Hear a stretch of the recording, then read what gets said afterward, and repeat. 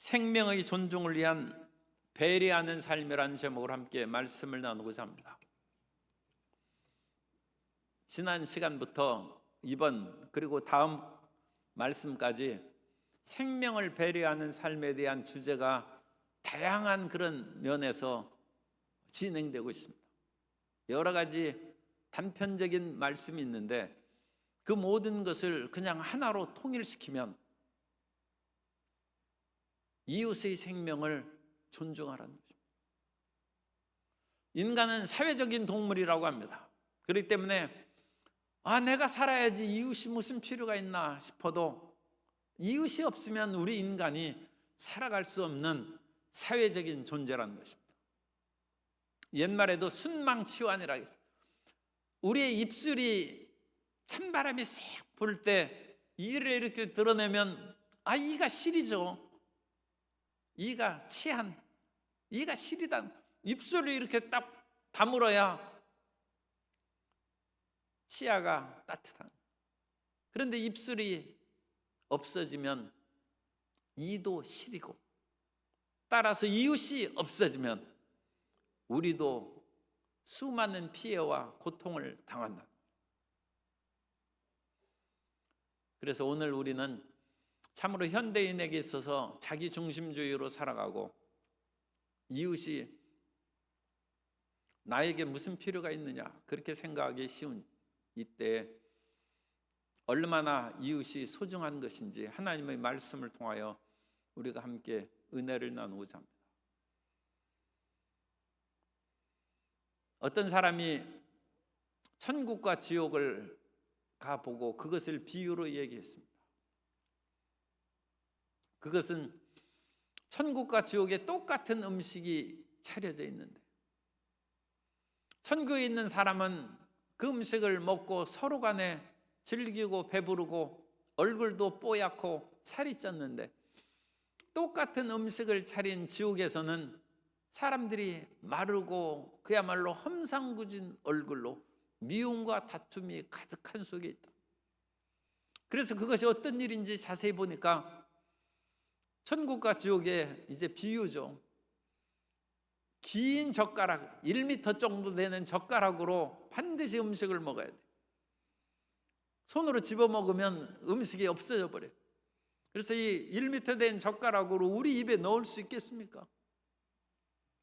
그러니까 그 음식을 딱 집으면 아무리 자기가 먹으려고 해도 이게 길이가 길어가지고 음식이 입에 들어가지 않는다는 거예요.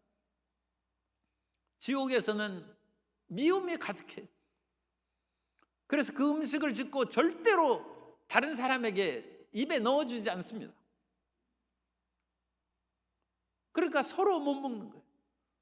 내가 못 먹을지라도 저 원수, 저 나쁜 놈에게 내 음식 못 준다는 거예요.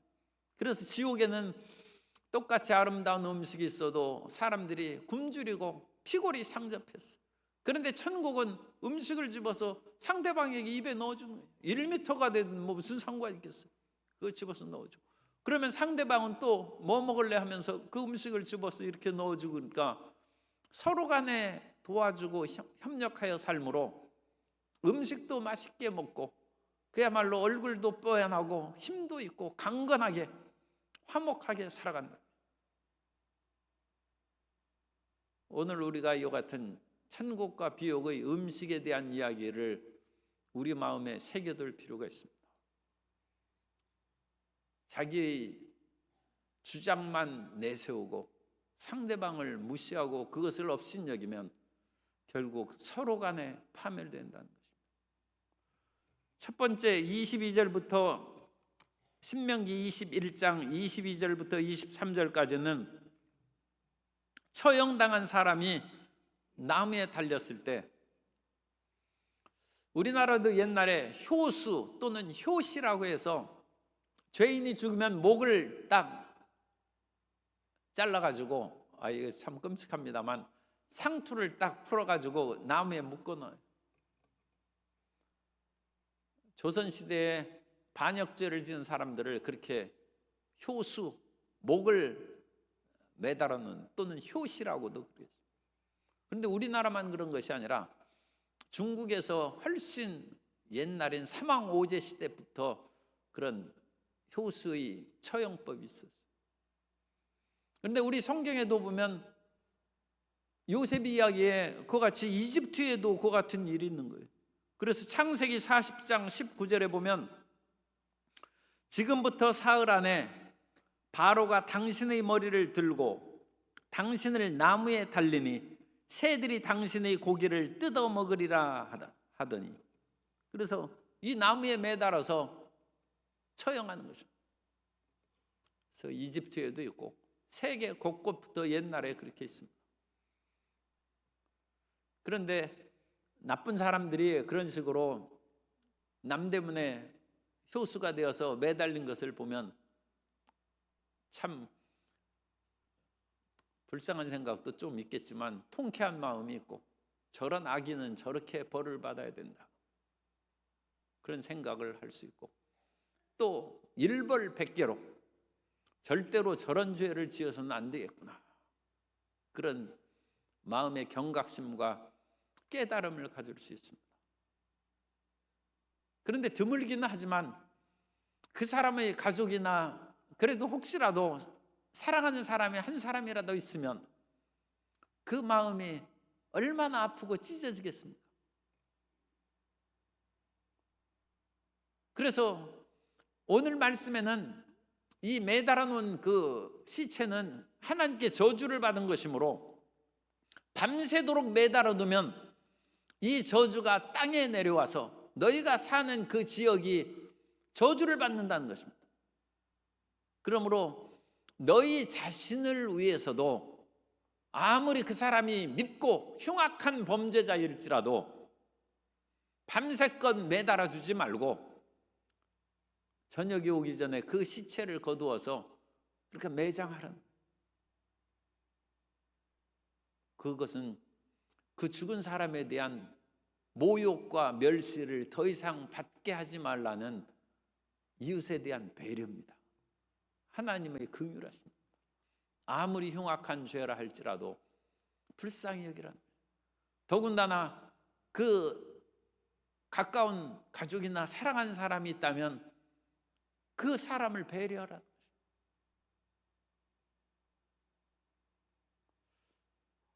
세상에 나쁜 사람, 짓을 짓는 사람들은 끊임없이 늘어가고 그런 사람들을 사형을 시켜야 된다는 소리도 높아지고 있는 현실입니다. 우리나라에서 지금 사형을 집행하지 않습니다. 그러므로 온갖 흉악한 범죄를 지은 사람들이 많이 나타나는데, 그런 사람들에게 정말로 사형을 시켜서 옛날식으로 남대문 내거리에 매달아 놓으면 두려워서 내 저렇게 죽고 모욕을 받느니 내 죄를 짓지 말아야 되겠다, 경각심을 가질 수는 있어요. 그러나 그것보다 더 중요한 것이 이웃에 대한 관심과 배려란, 그 흉악범을 밤새 두지 말고 끌어내리라는 것입니다. 그것이 너희에게도 좋은 것은 저주가 땅에 퍼지지 않게 하는 것이다. 그것을 보는 사람이 의에 대한 통쾌함을 얻을 수도 있지만 인간의 죽음과 그 비참함에 의해서 심령이 상할 수도 있어요. 특히 젊거나 어린 사람들의 심령에는 그 시체를 보면 트라우마가 생기고 마음에 큰 고통을 받을 수도 있어요.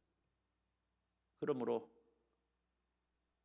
죄값을 받게 하는 그것도 중요하지만 항상 이웃과 또 그 사람 자신의 그런 가족들을 위하여 배려하고 사랑하는 마음으로 살아가라는 거죠. 이것이 하나님께서 우리에게 가르친 이웃 사랑의 정신입니다. 그래서 이 오늘 읽은 그 모든 본문 말씀을 한마디로 한 구절로 정리하면 내 이웃을 내 몸과 같이 사랑하라. 그 이웃은 이런 죄인에게도 적용되는, 사랑하는 이웃뿐만 아니라 그야말로 우리가 같이 살아가고 있는 나쁜 사람들에 대해서도 그 죄를 당연히 징계해야죠. 그러나 너무 극도로 징계하지 말라. 항상 긍휼이 없는 사람은 긍휼이 없는 심판을 받는다고 했는데 그런 마음을 가지라는 거죠. 그리고 1절부터 22장 1절부터 3절까지는 내 형제의 소나 양이 길 잃은 것을 보거든 못 본 채 하지 말라는 거죠. 내 형제는 여기에서 그냥 이웃이죠. 그래서 이스라엘은 다 같은 형제의 그런 동족이기 때문에 우리나라 같은 그런 단일 민족에게서는 이것이 훨씬 더 적용되는데 오늘날은 이제 수많은 그와 같이 다른 사람들이 들어와서 단일 민족이라고는 할 수 없습니다. 우리의 같은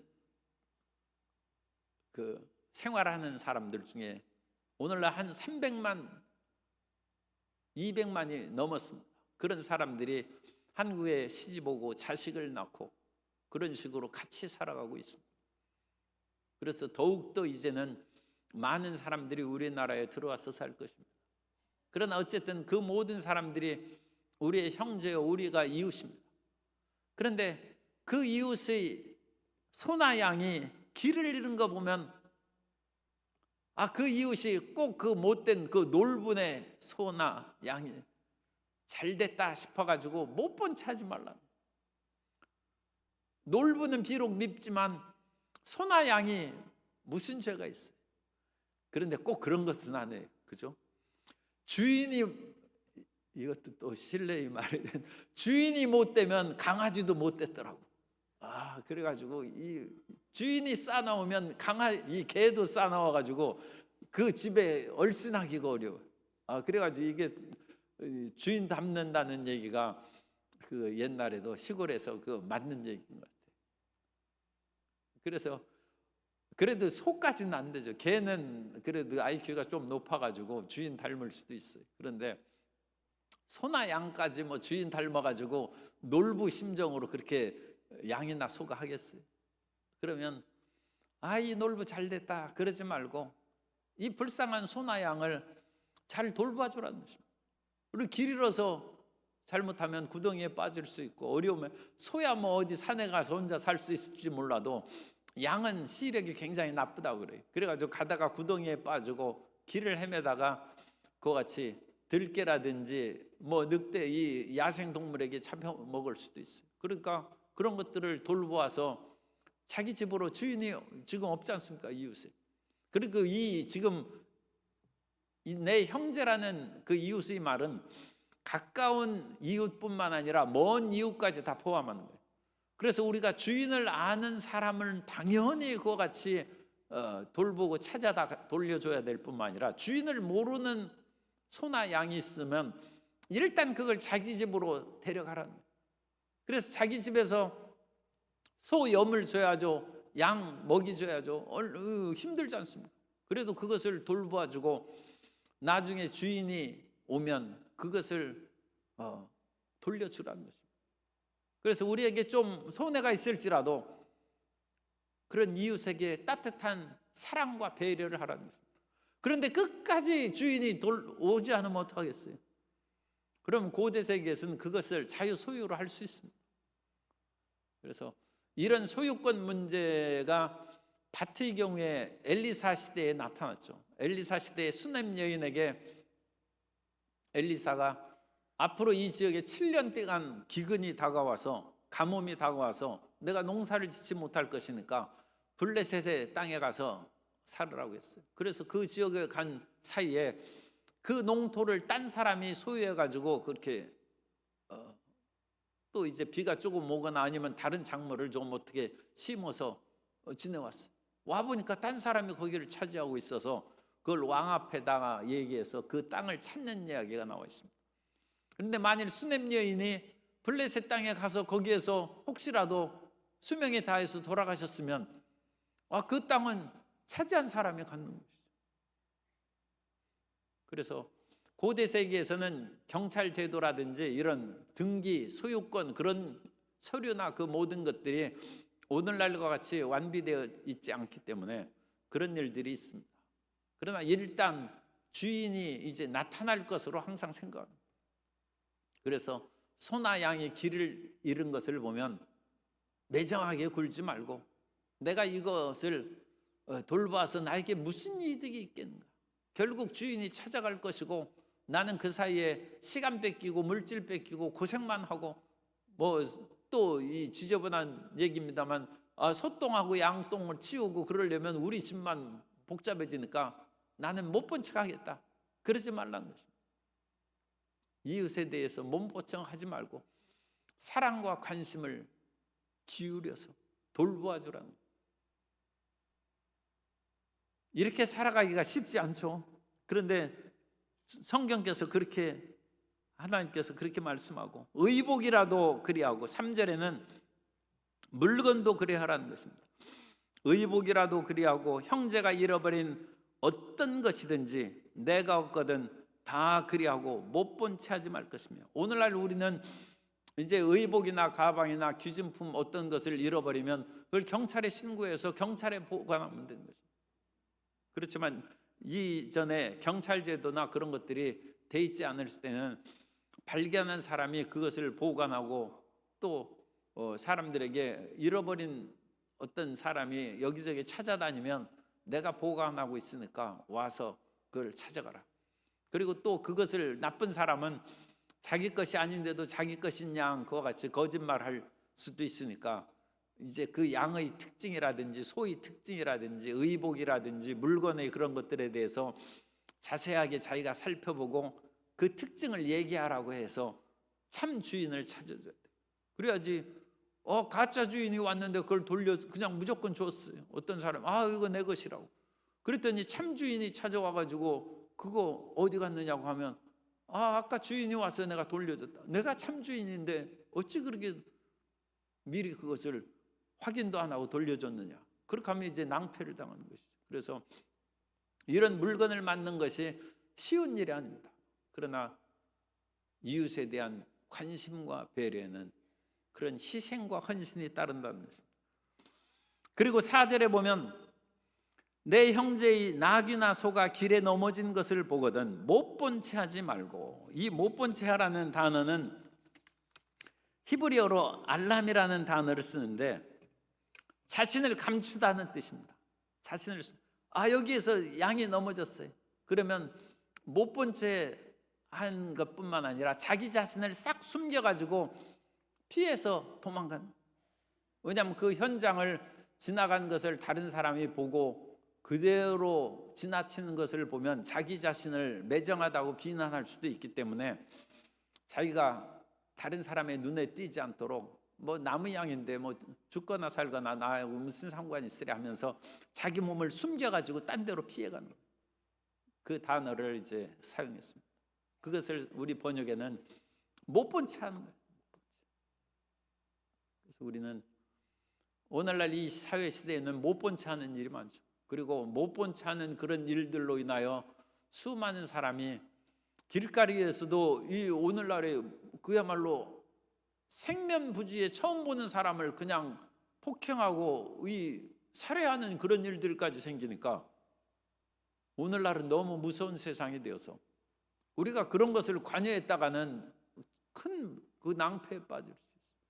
그리고 우리나라에서는 그와 같이 정당방위의 그런 법 조항이 어느 면으로는 좀 허술한 것 같아가지고 잘못하면 자기가 죽을 지경이 되어서 상대방을 오히려 넘어뜨렸는데 그 사람이 넘어지면서 다리 부러지면 다리 부러진 비용 내라고 정당방위로 인해서 그렇지 않으면 자기가 죽을 판인데 오히려 그 나쁜 사람에게 물질적으로 물어줘야 되는 그런 일들이 있기 때문에 사람들이 참 어려운 문제입니다. 그러나 근본적인 마음은 이웃에 대한 관심과 배려의 마음을 우리가 잃어버려서는 안 되고 그것을 시행하는 삶을 살아야 행복한 사회가 된다는 것입니다. 그래서 소나 나귀가 길에 넘어진 것을 넘어진 소가 일어나기 어렵죠. 다리가 어디 골절되었거나 인대가 늘어났거나 그래가지고 이 소도 못 일어나니까 그걸 부추기고 도와줘야 되니까 굉장히 이제 힘이 듭니다. 그러나 이것이 세상을 살아가는 크리스찬의 사랑의 마음이라는 것입니다. 그리고 5절에 보면 이것은 이제 여러 가지 세상에 대한 그런 부정한 일들, 해괴한 일들을 시행하지 말라는 그런 말씀입니다. 그래서 여자는 남자의 의복을 입지 말 것이요 남자는 여자의 의복을 입지 말 것이라. 그래서 이 문제는 두 가지로 그와 같이 해석합니다. 하나는 동성애에 대한 그와 같은 금지 조항이다. 그래서 사람들은 그 무엇인가 이질적인 것을 보고 그 같은 성적인 그런 도발을 얻을 수 있어요. 영어에도 프로보커티브라는 단어가 있어요. 프로보커티브라는 것은 상당히 도전적인, 자극적인이라는 뜻인데 그것이 다른 의미로는 매력적인 뜻이 있습니다. 그래서 이 프로보커티브라는 것은 뭔가 사람에게 도전을 주고 자극을 해가지고 매혹시키는 거예요. 그래서 여자가 남장을 하니까 이 남자인데 얼굴이 대부분 이제 요즘에는 남자들도 보니까 여자처럼 또 얼굴이 이쁜 사람들이 있고 그래요. 그러나 이건 그 참 요즘에는 뭐 그런 일도 있지만 옛날에는 어쨌든 피부가 곱고 깨끗하면 그건 여자죠. 남자들은 시커멓고 어쨌든 여드름도 나고 뭐. 그런데 그 여자가 남장을 하니까 이거 남자치고는 너무 이쁜 거예요. 그럼으로써 어떤 그와 같은 잘못된 생각을 유발시킬 수 있다. 그리고 이와 같이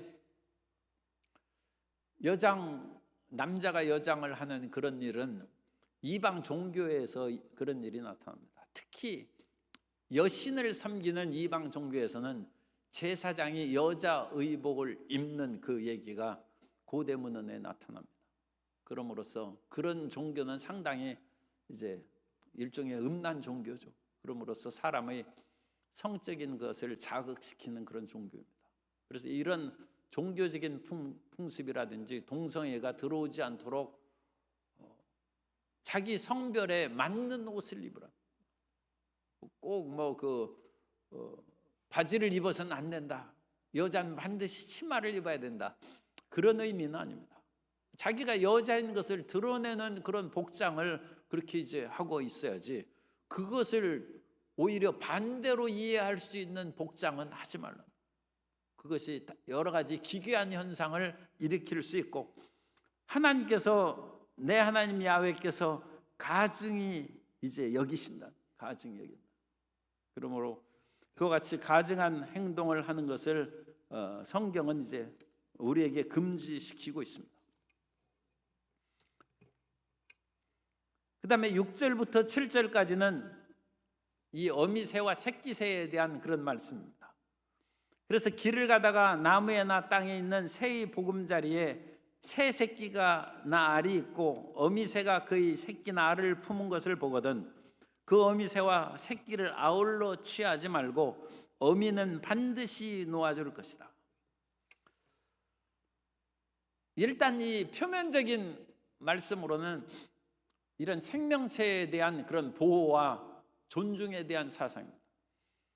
그래서 그 새가 어미새도 붙잡고 새끼새나 알까지 다 먹어버리면 그 새가 잘못하면 멸종될 수 있죠.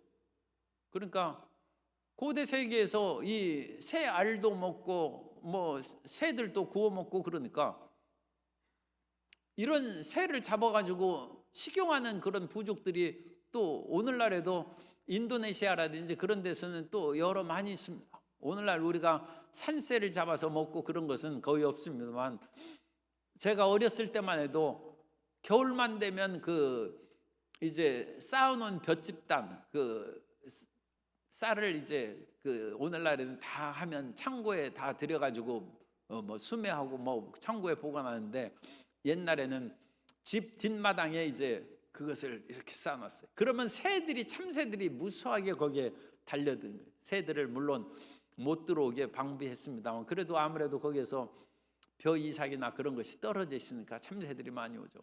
그러면 거기에다가 참새들이 달라붙을 수 있도록 끈끈이 무슨 막대기에다가 그것을 붙여가지고 새들을 이제 붙잡는 그런 것을 한다든지.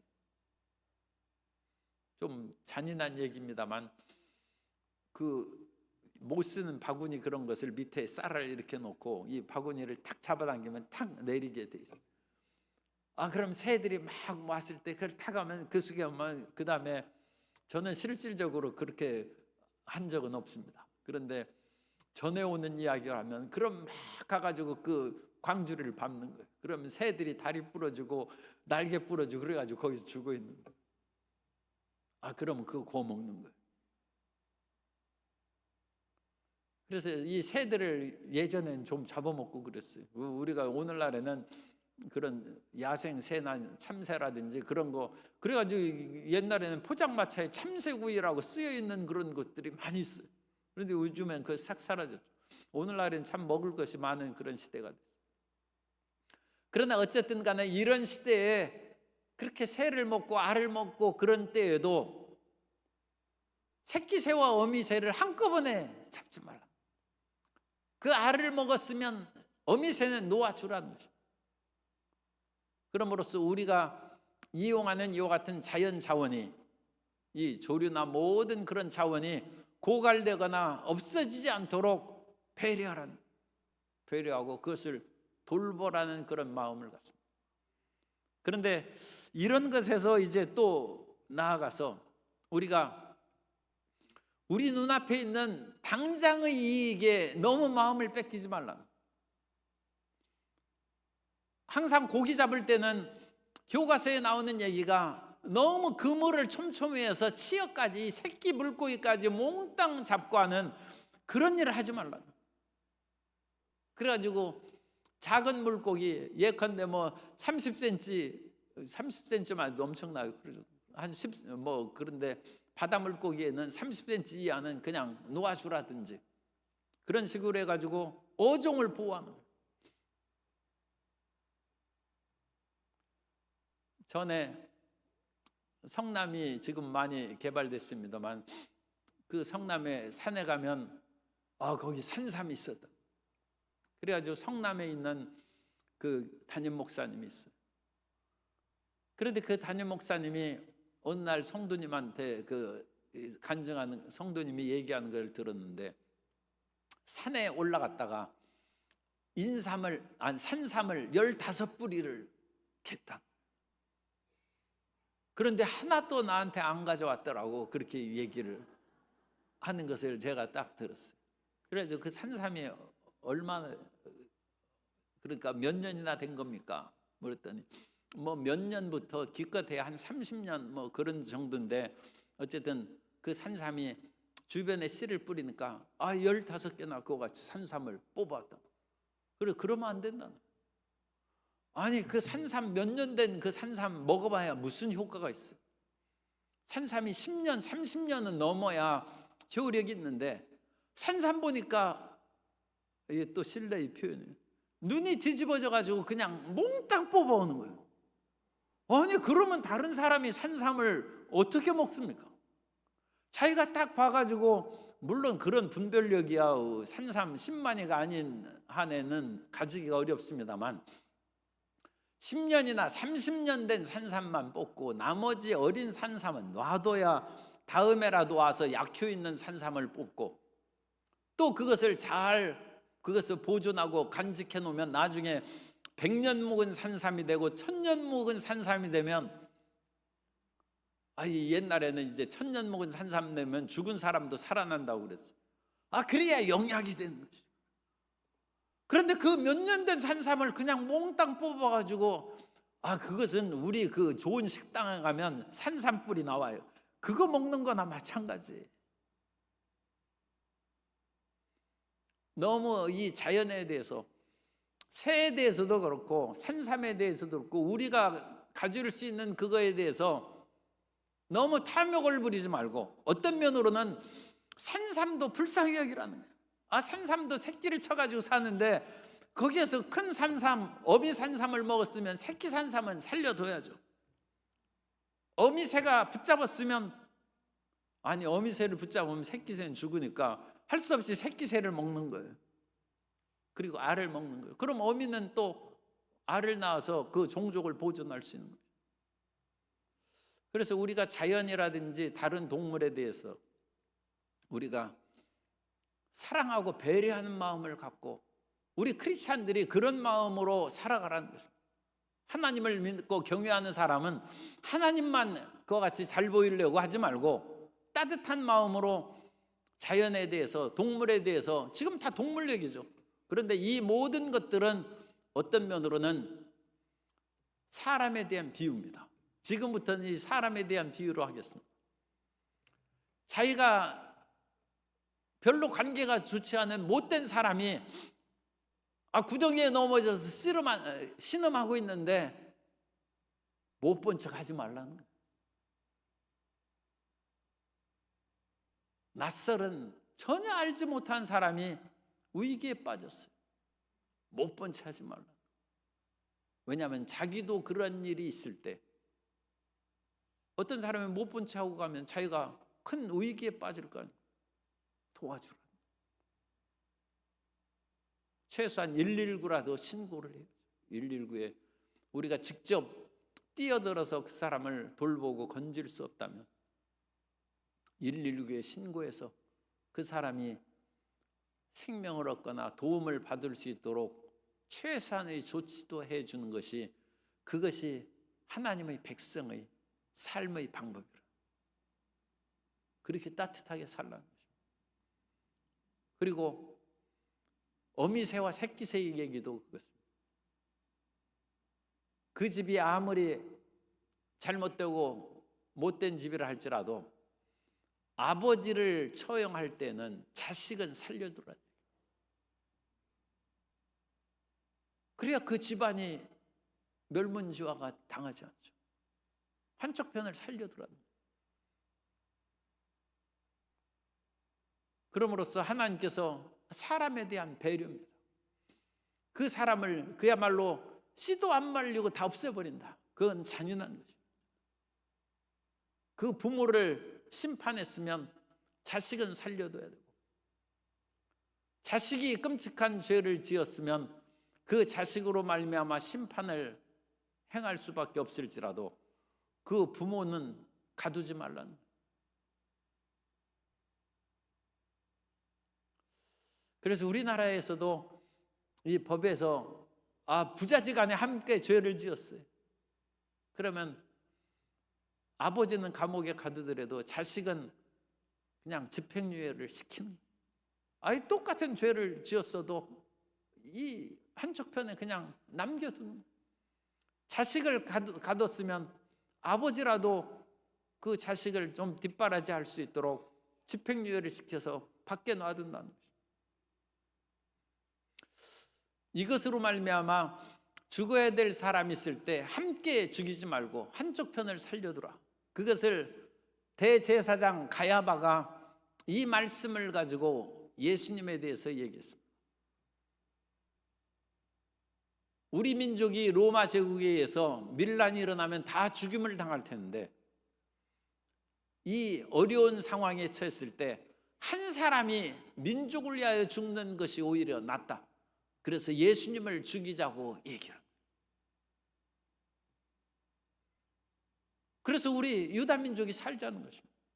요한복음에서 예수님께서 십자가에 달리시는 그런 일에 있어서 민족을 위하여 한 사람이 죽는 것이, 그리고 예수님이 죄 없는 것을 알지라도 이것으로 인하여 소요 사태가 일어나고 밀란이 일어나고 로마가 들어오면 수많은 사람을 다 죽이고 우리를 정복할 것인데 시끄러운 문제를 일으키는 한 사람이 죽음으로 말미암아 온 민족을 살린다.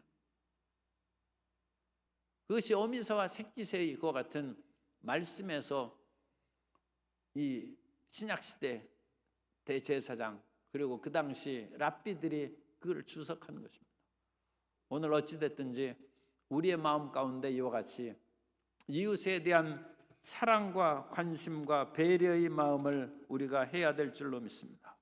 그런 마음이 우리 삶 가운데 있을 때 이 세상의 그런 삭막함에서 우리가 조금이나마 벗어날 수 있고 우리가 사랑을 위해서 살면 하나님께서 반드시 우리를 기억하시고 갚아주실 줄 믿습니다. 옛날에 하나님을 알지 못하는 그런 시대에는 그렇게 자기 자신을 희생하여 죽은 의인이 한없이 존경스럽지만 불쌍하게 생각합니다. 그래가지고 다른 사람 살리고 오히려 똑똑하고 잘센 저 사람이 살아야 되는데 도둑놈을 물에 빠진 것을 구해내고 자기가 빠져 죽었어요. 아니 차라리 도둑놈이 죽는 게 낫지 그 선한 사람이 빠져 죽으면 되겠느냐. 그러나 이 도둑놈은 개과천선해서 저 선인이 의인이 나를 위하여 죽었은즉 내가 새 인생이 되겠다 하면 그 사람이 회개했으니까 좋고 또 대신해서 빠져 죽은 의인은 하늘의 보상이 있다. 하나님께서 기억하신다. 그럼 우리가 의를 위해서 살았을 때 하나님께서 반드시 기억하시고 우리를 돌보신다는 것을 믿고 선을 행하고 사랑을 행하고 관심과 배려의 삶을 사는 것을 두려워하지 않게 되시기를 주님 이름으로 축복합니다. 하나님께서 우리의 머리털까지 헤아리신 바 되었다는 것은 원수의 모든 세력으로부터 우리를 지켜 보호하신다는 뜻만 아니라 우리가 다른 사람을 위하여 선을 행하고 배려한 모든 것도 주님께서 잊지 않으시고 하늘에서 우리를 보상해 주실 것입니다. 그리고 그 기쁨은 이 땅에서 받는 그 어떤 상급보다도 훨씬 가치 있고 영원한 것입니다. 그 믿음으로 우리 착하게 사는 저와 여러분 되시기를 예수님 이름으로 축원합니다.